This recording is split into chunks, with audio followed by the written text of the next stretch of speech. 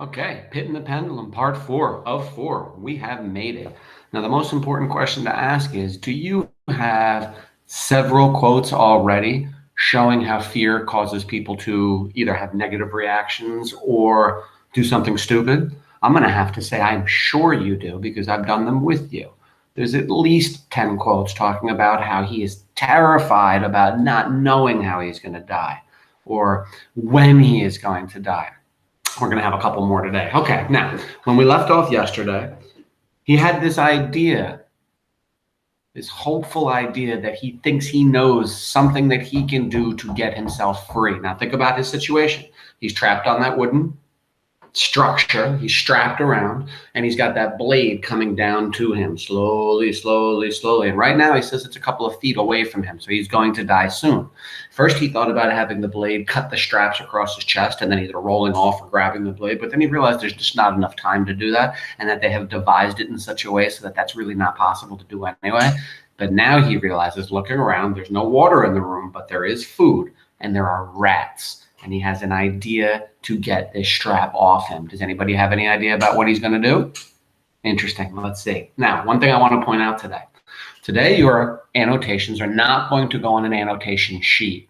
Today, you're going to put your annotations onto the top right corner of the first read guide. Let's take a look at that first read guide very quickly. Let's go to, hold on, present, a Chrome tab. Pitting the Pendulum, first read fiction. Let's take a look at this. So there's 4 places you have to fill in for me tonight. 1, who, what, where, when, why. This should be very simple. A sentence for each one. Who is this about? A prisoner. What is going on? The prisoner is being tortured. Where is it happening? In a vault or a dungeon somewhere. When is this happening? During the Spanish Inquisition, probably around the 15th or 16th century. And why is this happening? Why? Because these people like to torture. You can say maybe he was a bad Christian, or he was a Protestant refusing to be a Christian, but really, why is this happening? It's mostly just to cause this man extreme fear. Let's look at the top right. These are our annotations. I'm asking you to put 3 quotes with annotations. That we know how to do. I've already done one, and I will do the rest with you.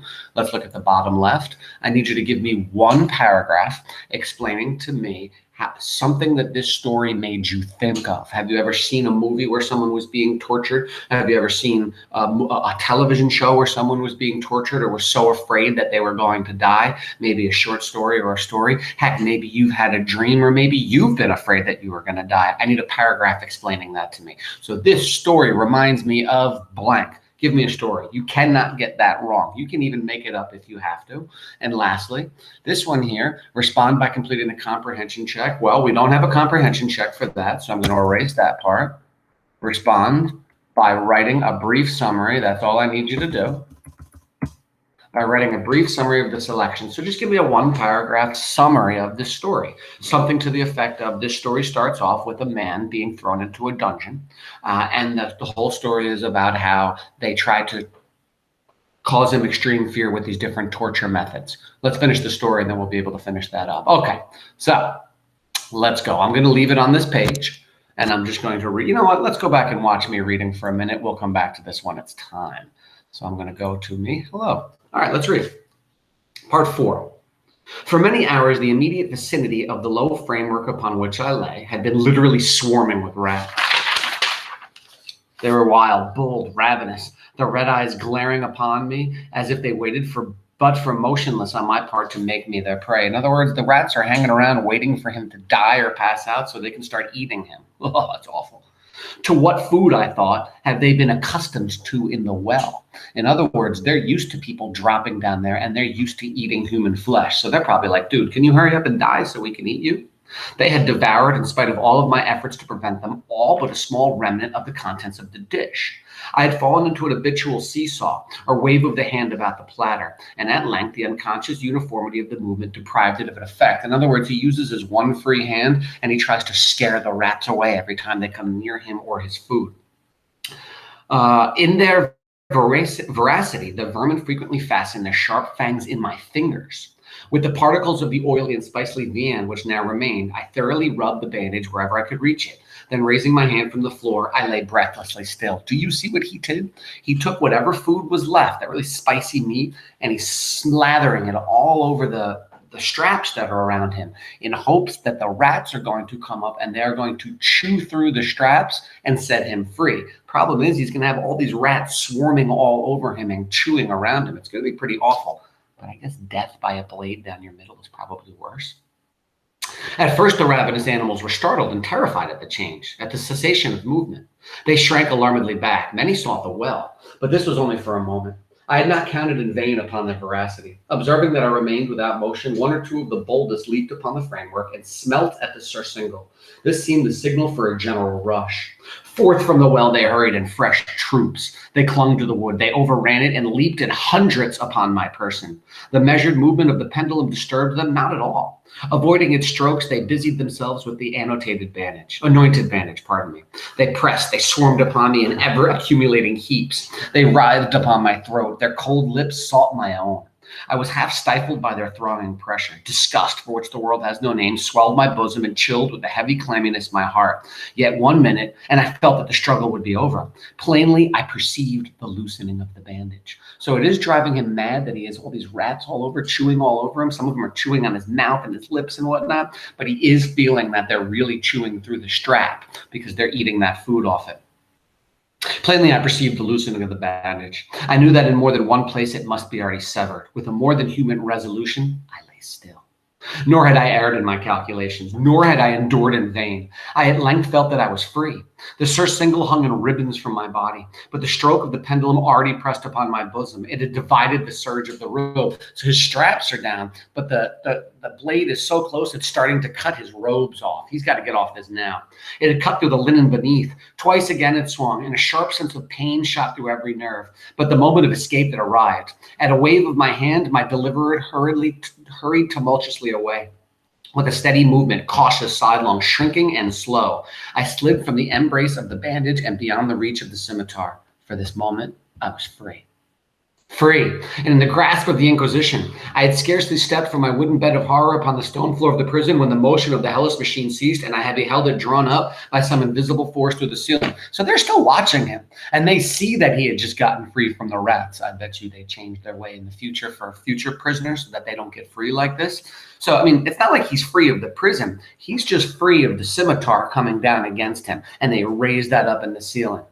What other way are they going to try and kill him now? Free, and in the grasp of the Inquisition. I had scarcely stepped from my wooden bed of horror upon the stone floor of the prison when the motion of the hellish machine ceased, and I beheld it drawn up by some invisible force through the ceiling. This was a lesson which I took desperately to heart. My every motion was undoubtedly watched. Free, I had but escaped death in one form of agony to be delivered unto worse death in some other. With that thought, I rolled my eyes nervously around to the barriers of iron that hemmed me in. That brings me to my first quote of fear today. Listen to what he just said. He said he was free from one death, and now he realizes, crap, they're just going to kill me in another way. So his fear opens up again anew. The fear of not knowing how they're going to kill him this time. So let's see. Let's present my Chrome tab. Let's go to the pendulum. Let's open this up. So here we go. I had but escaped death in one form of agony to be delivered unto worse death in some other. With that thought, I rolled my eyes nervously around on the barriers of iron that hemmed me in. So this quote clearly shows, in fact, how he is back to feeling that terrible fear of an oncoming and unknown death. That must be awful. It's funny because I bet you his torturers have double feelings about this. One, they're probably up there going, "Oh man, he got free again of how we were going to kill him." But the other, they're like, "Oh, don't worry, we can make him sweat the next way we'll get him because it never ends." Let's continue. Something unusual, some change which at first I could not appreciate distinctly, it was obvious had taken place in the apartment. For many minutes of dreamy and trembling abstraction, I busied myself in vain, unconnected conjecture. During this period, I became aware for the first time of the origin of the sulphurous light which illuminated the cell. It proceeded from a fissure about a half an inch in width, extending entirely around the prison at the base of the walls, which thus appeared and were completely separated from the floor. I endeavored, but of course in vain, to look through the aperture. So he realizes that the light is coming from a small crack on the floor around the wall. Interesting. As I arose from the attempt, the mystery of the alteration in the chamber broke at once upon my understanding. I observed that, although the outlines of the figures upon the walls were sufficiently distinct, yet the color seemed blurred and indefinite.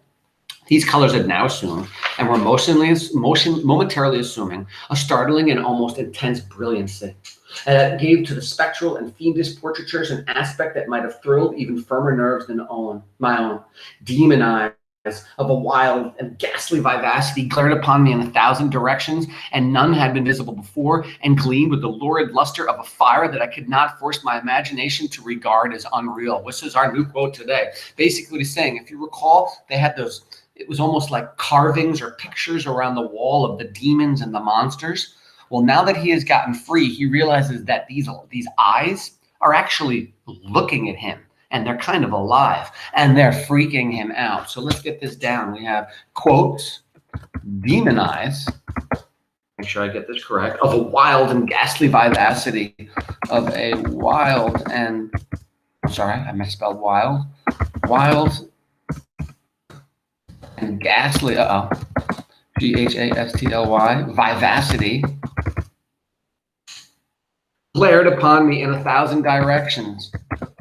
Glared upon me in 1,000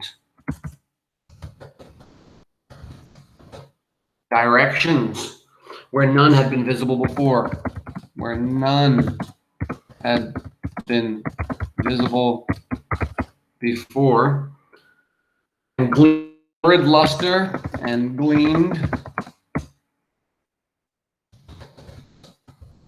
the lurid luster of a fire that I could not force, that I could not force my imagination to regard as usual. Imagination to regard as usual. Now, I don't put my period, remember. I put my punctuation. Then I put my quotation mark, then my parentheses. I put the page that I found this from, then I put my period. And let's take a look at this. Demon eyes of a wild and ghastly vivacity glared upon me in 1,000 directions, where none had been visible before, and gleamed with the lurid luster of a fire that I could not form my imagination. So what he's saying is, oh no, this clearly shows that his fear is building up again. He is terrified by these glowing eyes all around him, that he knows how to kill him.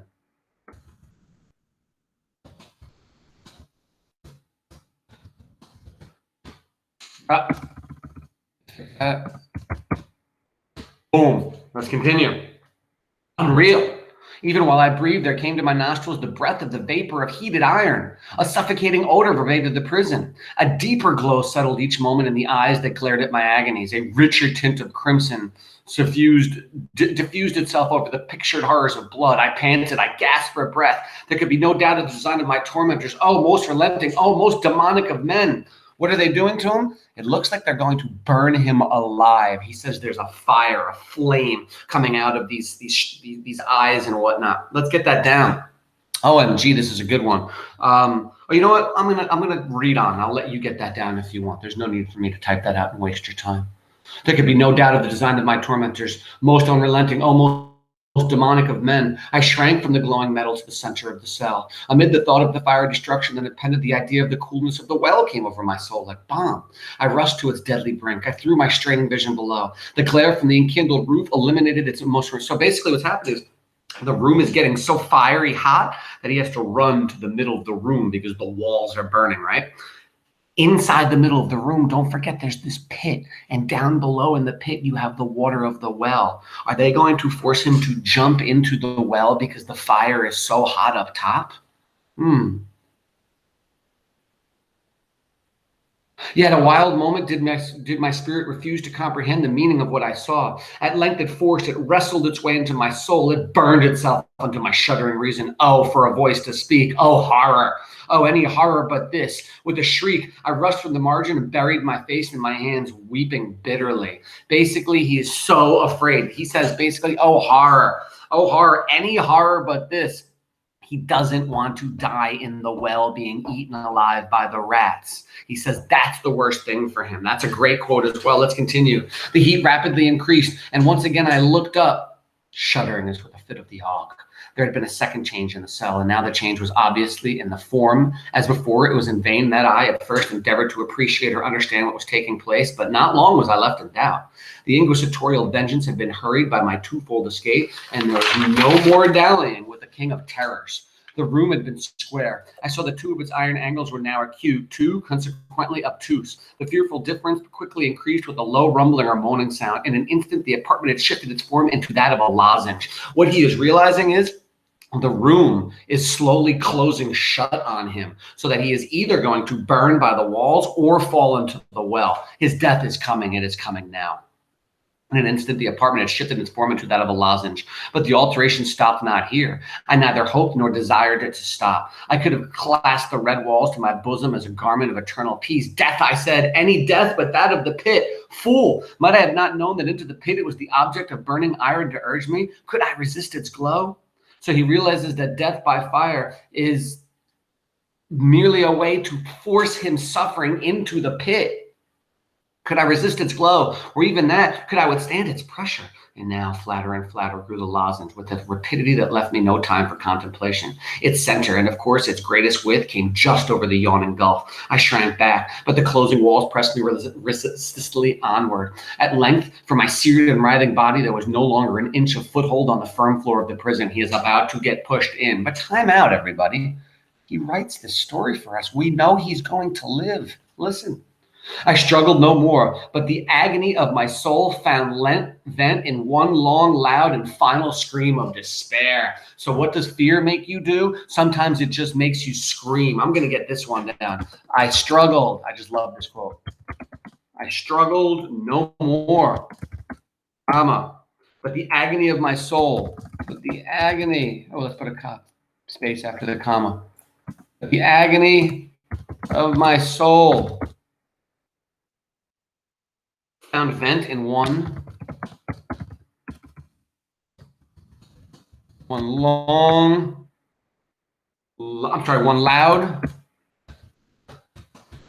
sure you're typing these correctly, long and final scream